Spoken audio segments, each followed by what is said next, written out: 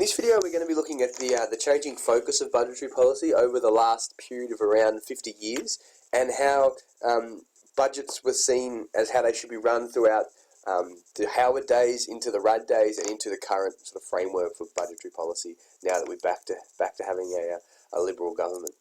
So the stabilising role, before the 1990s, the budget was used in a very much a stabilisation role. So basically what we mean by that is if the economy was growing too slowly, they would use expansionary discretionary policies to boost our level of economic growth. And if the economy was growing fast, or the inflation was an issue, then they would be trying to slow the economy down. A term that you're going to hear me talking about relatively frequently throughout this topic and the rest of the year are the terms internal stability or domestic stability. And internal or domestic stability is basically achieving the goals of economic growth, full employment even, and low inflation synonymously.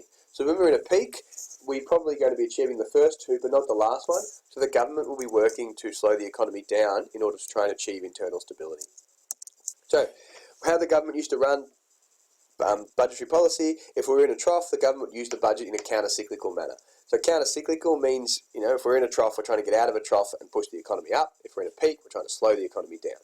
So during a trough, they would allow automatic stabilisers to do their part. So the fact that there will be increased welfare and decreased taxes would go part of the way to try and pick the economy up.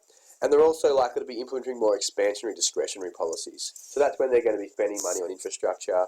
Maybe they'll increase welfare spending from, say, like 10,000 to 15,000 a year. They might be giving cash handouts or reducing the tax burden. Both of these things are going to be further pushing us into deficit. In a peak, they're going to be slowing down the economy to try and prevent inflationary pressures.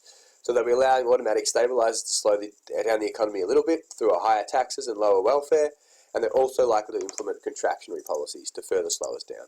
So higher taxes, reduced spending, reduced infrastructure spending, perhaps to slow the economy down. Although infrastructure spending is probably not something they'll target because that can actually help to avoid some of the capacity constraints and try and push the economy, allow for more sustainable growth, but they will be increasing taxes to slow spending and cutting welfare and reducing aggregate demand. Then during the Howard government, they basically said, no, we're going to leave the stabilisation role up to monetary policy or the RBA, and we're not going to try and manipulate the economic cycle. So the government focused its interests on basically using the budget to allocate resources to where they were best needed. So they were trying to maximise allocative efficiency. So if we didn't have enough money, if our defence force was struggling, or the hospitals needed more funding, or there was money needed for public transport or childcare or education, the money would go to that area regardless of where we were in the business cycle. So the whole role of budgetary policy went from this stabilisation role to this role where, no, we're just going to focus our resources to areas where they're most in need. Then basically what happened is Rudd won the election in 2007 and then the GFC hit back in the end of 2008. And the government had to switch back to more a stabilisation role. We wanted to avoid a recession because most of the developed economies around the world were going into recession. And Rudd said, no, fiscal stimulus is back. We need to get the economy back on track if we are in a trough. So the Labor government moved back to what we call a Keynesian approach, which basically means they use the budget more to stimulate aggregate demand, or they use government investment spending to try and boost the level of economic activity. So first year is in control, or second year actually, he introduced the $42 billion fiscal stimulus package.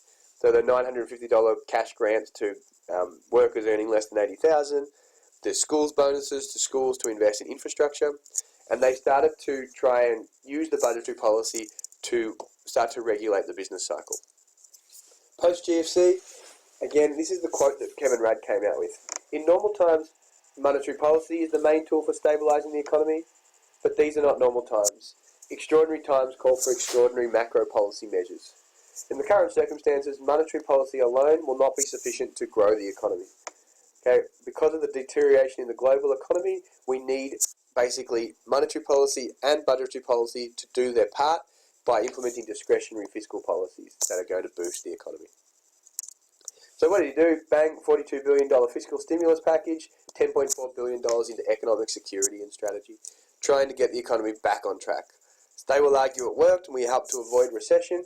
Others would argue they could have targeted the money a lot more efficiently because a lot of that money was spent on imports, a lot of that money went into, got saved and didn't have the effect that they wanted it to because of low consumer confidence. So that's basically the change in budgetary policy. Now we're shifting again, and our fiscal strategy is more about fiscal consolidation and trying to use it a little bit as a stabilisation role, but also trying to get the economy, the budget back on track and avoid massive deficit or debt. We'll talk about that in the next video.